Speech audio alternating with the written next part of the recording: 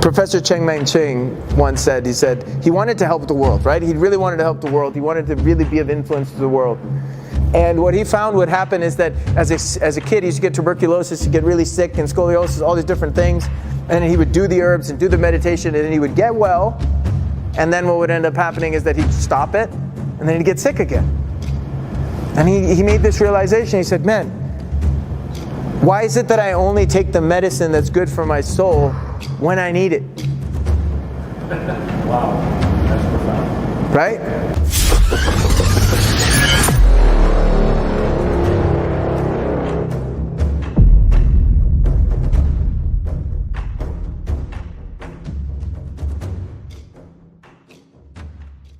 Okay, I'll tell you a story of the two Satishes. These two guys I met in India once, yeah? They used to live on the street. They used to sell newspapers. You guys seen a Slumdog Millionaire? Anybody seen Slumdog Millionaire? So they live right there in that area. Okay, I was born in Pune, which is just outside of Mumbai, and I went there for a wedding in 2004, and I met these two guys, the two Satishes. Their dad had left their mom, right? They didn't have it. They were on the street, but they wanted to get an education, and so what they started doing was they started selling newspapers.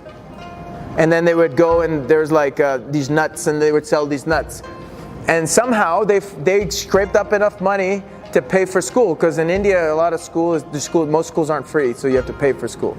So they went through that whole process doing all this stuff to the point that they got their degrees. They did so well at it, but then they moved back into their community and created centers where they could teach other kids to come up. They were like teaching the people getting the MBAs and stuff like that, right? And these two guys, they had nothing. So they did all this, they're just giving away. They had absolutely nothing. They lived in a house like maybe the size of two of these circles.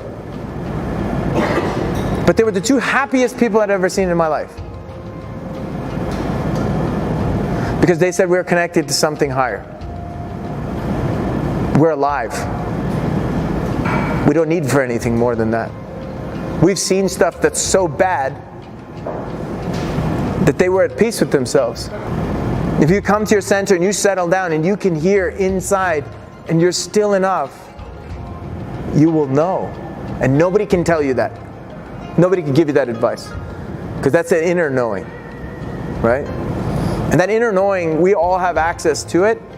It's just that, okay, if we were all living like, I don't know, 100 years ago, and we were out there, tending to some goats and some cows, and they were in the field, and you and I were just hanging out, like, wow, nature is really awesome, and we're just under the stars, and we have a lot of time to contemplate. We have a lot of time to go inside. We have a lot of time to connect to things around us. Today's world is the exact opposite of that.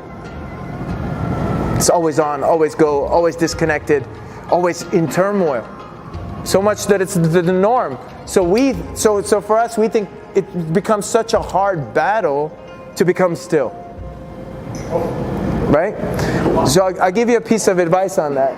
I can't. I don't know how I would win that. First is just taking the first step. Here's a challenge for you, yeah? 30 seconds.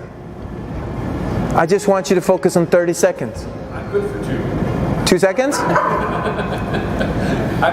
working on it. I'm working progress. Great. Then once you get 2 seconds, go for 3. That's it. That's all it is. My teacher, when I started meditating, said do 3 minutes. Don't do more than 3 minutes, he told me. And he said, why? I said, why? He said, because people who do 20 minutes of meditation, 18 of that 20 minutes is yip-yapping over here, and the 2 minutes is like in stillness. So he said, you know what you're conditioning yourself to? It's like, what's that? 18 minutes of failure and 2 minutes of good. So instead, take 3 minutes and see if you can do it for 3 minutes and consecutively, and don't miss a day. People come to me all the time, they're like, I meditate in my high performance programs. I was like, so would you do some practice, whatever? It's like, yeah, I meditate. And I was like, how many days did you miss last week? And they look at me like, what? I was like, how many days did you miss last week? Like, oh, I did it only like, blah, blah, blah. 2, 3 days, 4 days. I was like, okay. Here's the rule on it. The rule is simple. For every day you miss, you go back 10. So if you did 28 days in a row in a month, and then you missed the 29th day, you're on 18. You missed the 30th day, you're back to 8. That's why people can't go forward and make progress. If you ask the Budo brothers, Jay and Travis, people who spend time with me, I don't care where we are, where they're picking me up from. First thing you're taking me to is for me to go do my practice. Fact. Yes, 100%. And I drag them with me. They're like, we got to shoot at 6 o'clock in the morning. I'm like, I'm going to the beach right now. It's 1:15 a.m. This is what we got to do. Because I said I would do it. I honor myself enough to find that peace. Professor Cheng Man Ching once said, he wanted to help the world, right? He really wanted to help the world. He wanted to really be of influence to the world. And what he found would happen is that as a kid, he used to get tuberculosis, he'd get really sick, and scoliosis, all these different things. And he would do the herbs and do the meditation, and then he would get well. And then what would end up happening is that he'd stop it, and then he'd get sick again. And he made this realization. He said, man, why is it that I only take the medicine that's good for my soul when I need it? Wow, that's profound. Right?